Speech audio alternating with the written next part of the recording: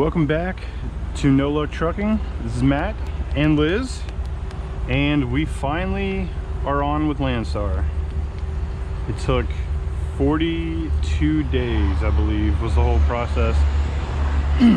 But we got the dot numbers, we got our IFTA, we got our temporary plates, so we are good to roll.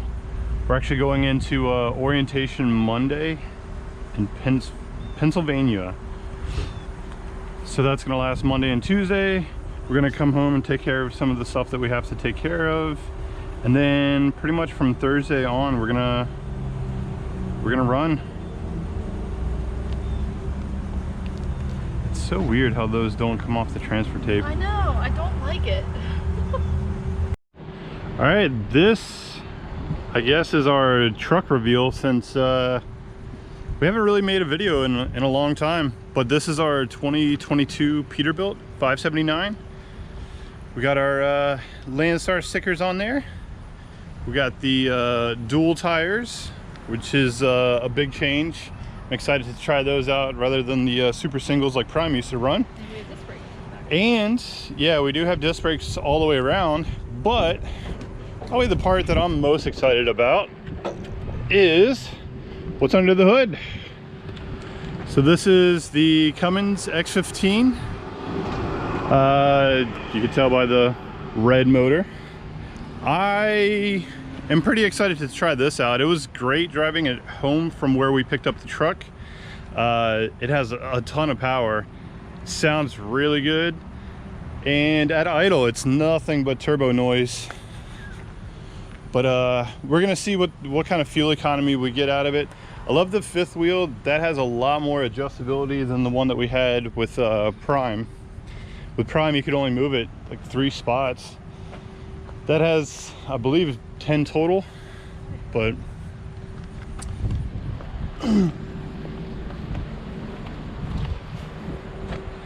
yeah, so X15 sounds great.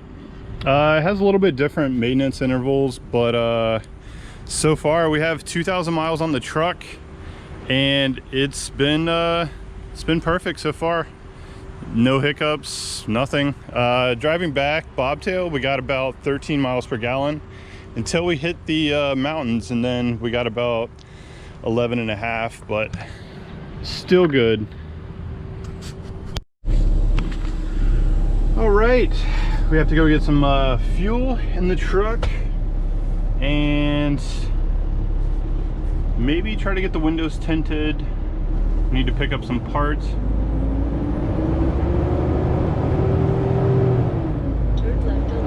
All right, so let's talk about where we have been and why we haven't been making videos. So I believe on the last video we left off saying that we were going to go with Landstar, and we had a truck ready and everything, the whole deal.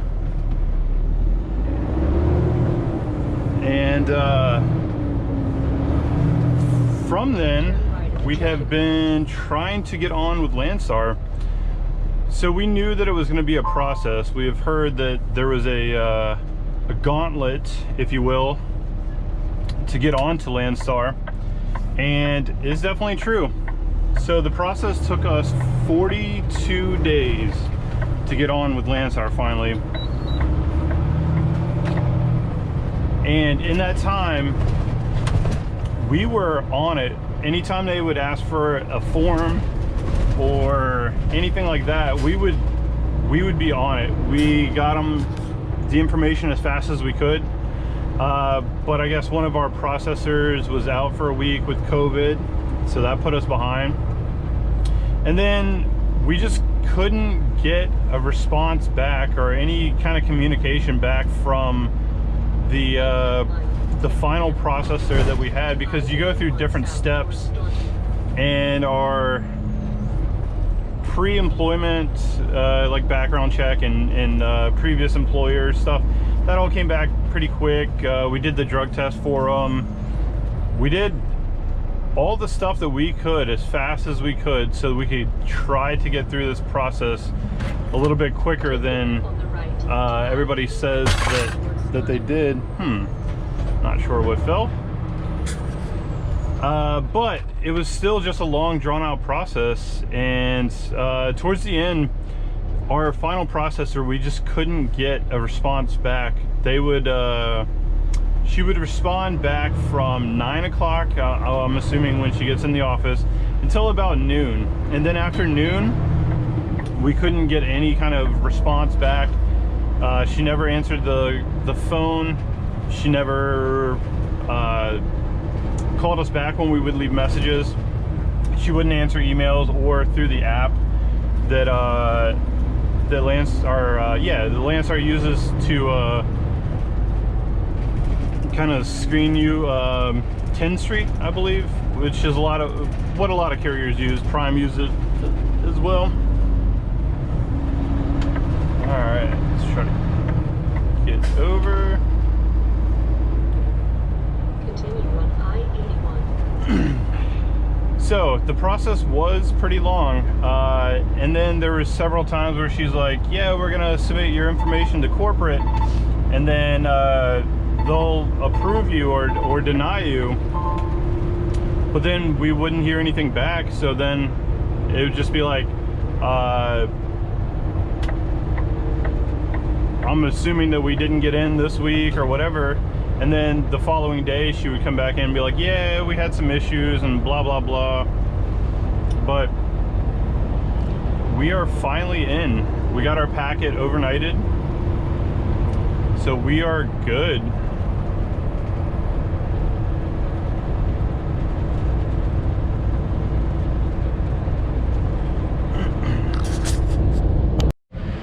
All right, so we're getting the truck set up.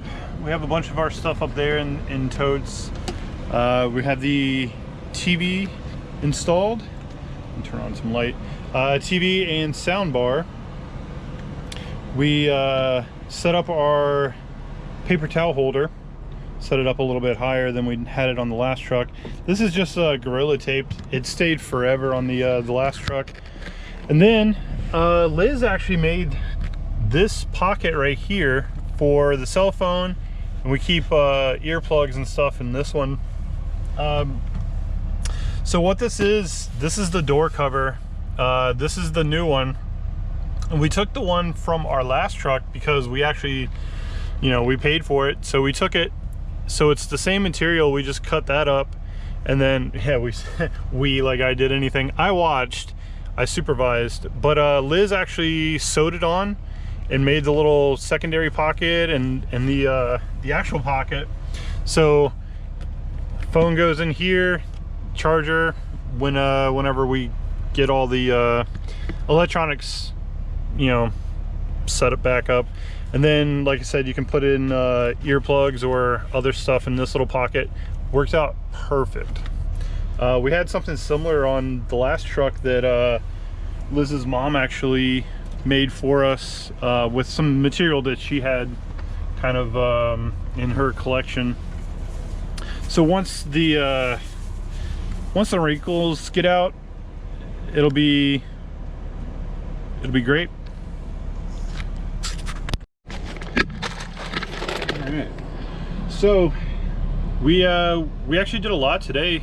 We took the truck up, got it fueled up. We got a hold of the people for orientation for Landstar. So Sunday they'll have a hotel for us. Monday and Tuesday will be the orientation, and then we'll pretty much be ready to run. We took the truck by the Peterbilt dealership and we had them turn off the brake lights when the Jake brakes are on, because that is one of the features that I hated the most about the last truck. And a lot of people that have the new Peterbilts hate that feature as well. Everyone thinks that you're on your brakes the whole way down a downhill, you know, a downgrade. Yeah, downgrade. That's the words. So when you're going down a steep downgrade and you have just the Jake brakes on, it would actually turn on the brake lights the whole entire time. So everyone's on the CB radio, or everyone's trying to like get your attention while you're driving, that you are about to melt your brakes. So I hated that feature so much. So luckily they were able to take that off, and you know, they made a few other changes, and it was perfect. it took less than an hour, I think. In and out super quick. Yeah, for a Peterbilt dealership, it was like the fastest we've ever been in and out, which is great. And then we also found out that the truck has a auto start feature. So if the voltage starts going too low on the truck, if you're using the bunk heater, or like we're gonna have a bunch of things plugged in, a fridge and a freezer and the built-in fridge. So when the voltage gets too low, it'll actually turn on the motor and charge the batteries up and then turn back off. Because I could not figure out what this button on the dash did, and all it said is auto, and it had a little motor with a key and a circle.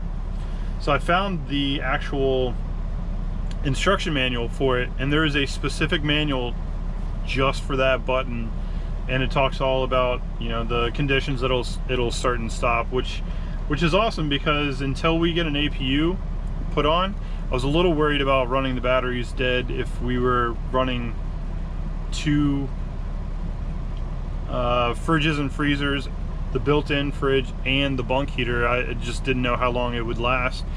And you know, if you are heavy into sleeping and you don't catch that the batteries are going low, then you'll end up needing a jump start.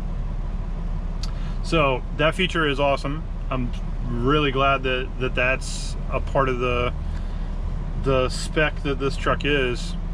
So I don't think we've actually talked about the spec of the truck. So we have the 1800 watt built-in inverter, the factory installed one, which is right up here. So this in itself isn't a huge deal, you know. 1800 watt inverters aren't that uncommon in trucking, but what it does is behind here is two house plugs, and then over here where the TV is, there's two house plugs as well. So you can plug things directly in there. You don't need to run the extension cord from the inverter over there. It makes life super simple as far as like hooking up TV and sound bar, and hooking up the microwave and other attachments that we have in that area. So 1800 watt inverter, factory built-in one. That also comes with shore power, so you can plug the truck into an outlet, and it'll actually charge up the batteries and keep the truck powered while you're on home time. We don't really have a house right now to use it, but it is nice to have it as a feature. It does have the Cummins X15, which I showed earlier today in the video. Super happy about that. I didn't really care for the MX-13, the PACCAR motor. It was a little underpowered, but also Prime, you know, guts their trucks according to every expert online. So whether they do or don't, either way, the MX-13 did not impress me at all. So far the X15 has been great. We do have the disc brakes all the way around, which is awesome. They don't make noise. They don't get brake fade or heat soak like the drum brakes do. And I believe they have about 40% more stopping power, which you can definitely tell in an emergency brake situation. When we had our previous truck, not the orange one, that was one of the features that we actually did really like, and we were ready to spec out a new truck with them. So luckily this one came with it. So this one is also a little weird, because things like this right here, normally on like the spec that Prime orders them, they all have cabinets. I had no idea that you could even get them without like, it still has a cabinet, but instead of having a door, it has snaps, which is kind of good because that door always rattled, but it is a little weird. And also it did not come with curtains. We got these temporary curtains because the actual ones from the Peterbilt dealership are about $1,000. A little over 1,000. Which we're not ready to drop that yet. And then also another thing that's weird is this seat does not have an armrest, and the driver's side The left side of the driver's seat does not have one either. So we'll have to change that out real quick. Yeah, I mean, we were planning on getting rid of that seat maybe to put the coolers up there anyway. We Yeah, wanted to get a nicer driver's seat regardless.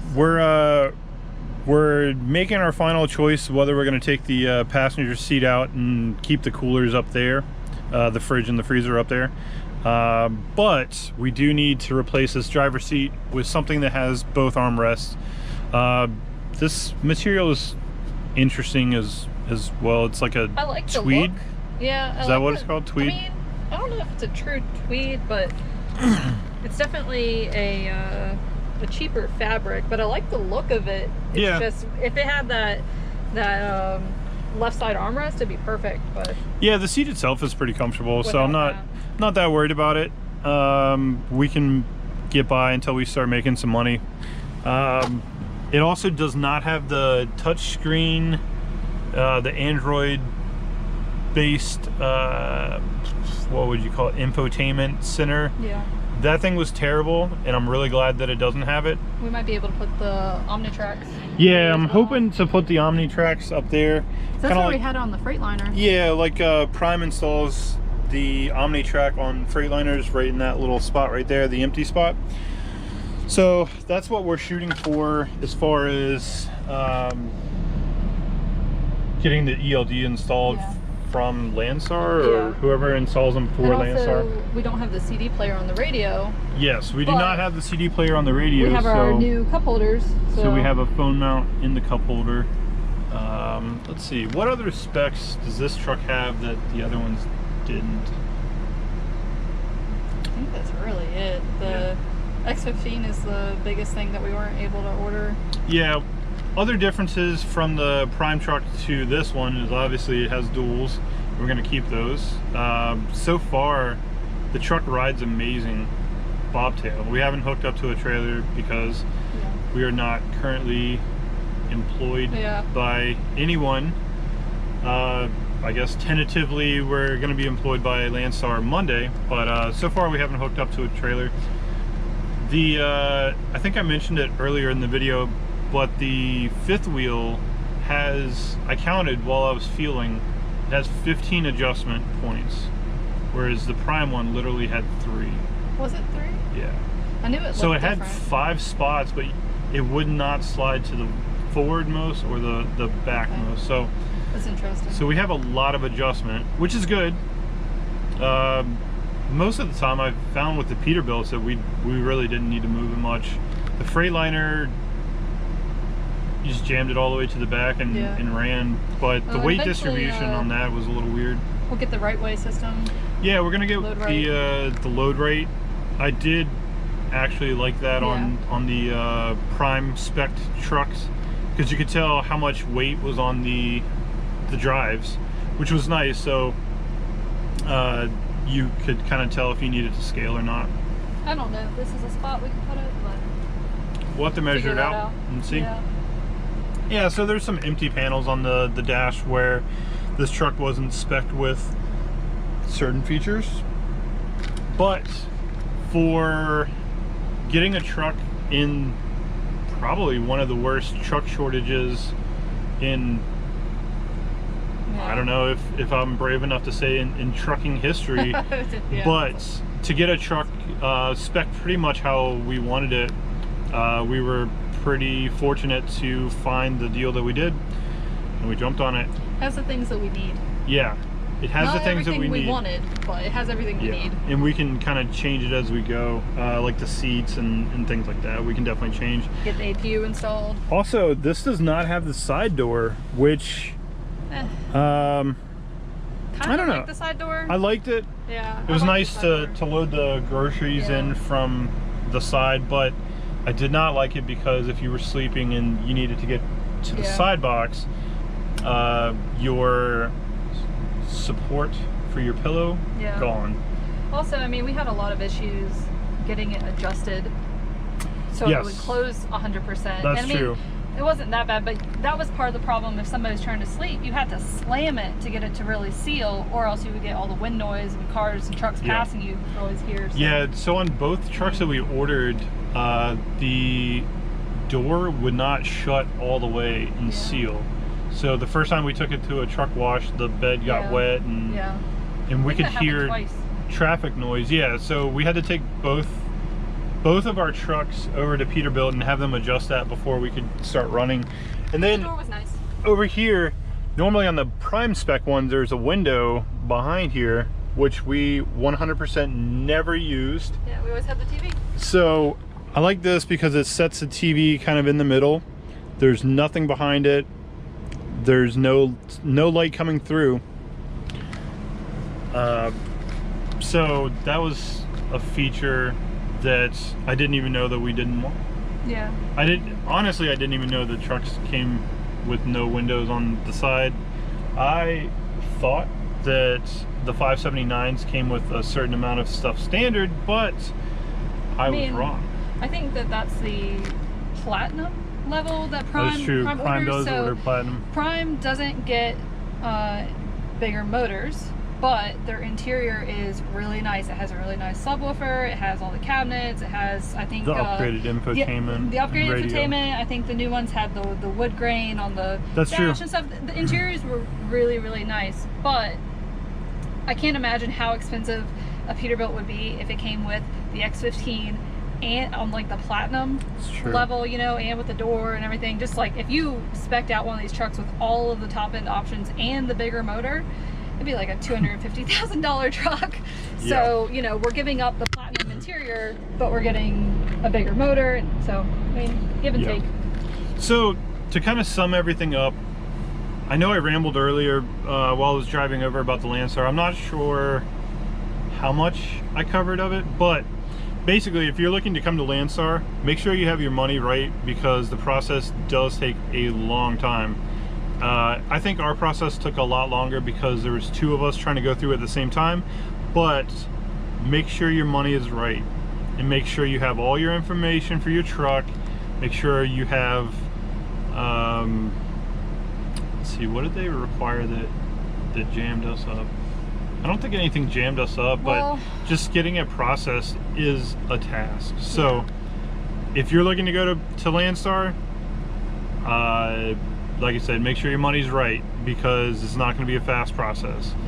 And I think JJ the trucker who worked at Prime around the same time that we did, I think he's going over to Landstar as well, and he has felt that gauntlet, as everyone calls it, that has gone through it. The biggest issue is just trying to import directly the setup that we had at Prime, where I was a W-2 employee and you were 1099, and only having your name on the LLC kind of tripped us up a little bit, but I think they were able to make it work. And we might make a new LLC in Virginia one of these days. I think we're going to make a partnership just so that this stops happening, because when we went through Prime, I finished the TNT program first, so I made the business account. We put the lease in my name, and then Liz was a W-2 employee. It was great. We got not that benefits it didn't really matter whose name was on it, because we have a joint bank account where all the money went into anyway. So, so even now it doesn't matter, but because the LLC was in my name only, and now this truck is in both of our names. Yeah, that was the tripping point. It's kind of tripping up all of these companies. So at some point, I'm gonna probably make a partnership and have both of our names and just transition over to the new business. Yeah, but if you're one person trying to get in on your own at Landstar, it probably would have taken 2 fewer weeks to get in. I mean, it took us a long From what time. I understand, even solo, you're still looking at a little bit less than a month. Ours took about a month, almost a month and a half, but we're in there now. We got the permits, we got the stickers, we have the IFTA, we have the IRP, we have the plates, everything's ready to go. So we're gonna go in Monday, Tuesday. I believe after Monday we get access to the load board, so we'll start looking to see how we're going to acquire a trailer, which is another big point for a lot of people coming to Landstar, is the trailer weight. If you go through trailer utilization, which is the people that will get you an empty trailer, apparently the weight is between a few days and a few weeks. So we're gonna try to hop on the load board and either do a repower if there's anything close that's paying decent, going to an area that we want to go to. We'll do a repower, or we will contact some agents and see if we could pick up a loaded trailer without dropping an empty. So we're gonna try those methods to get an empty trailer, and by Thursday we should be ready to run. Yeah. So we'll kind of update it. I might make a video when we're going to orientation. I know there's a million videos out there, but we'll probably make the million in one video. Yeah. So, all right, thanks for watching, guys. Gonna edit this up and get it out there. I know it's been a while since I've posted a video, but thanks for watching.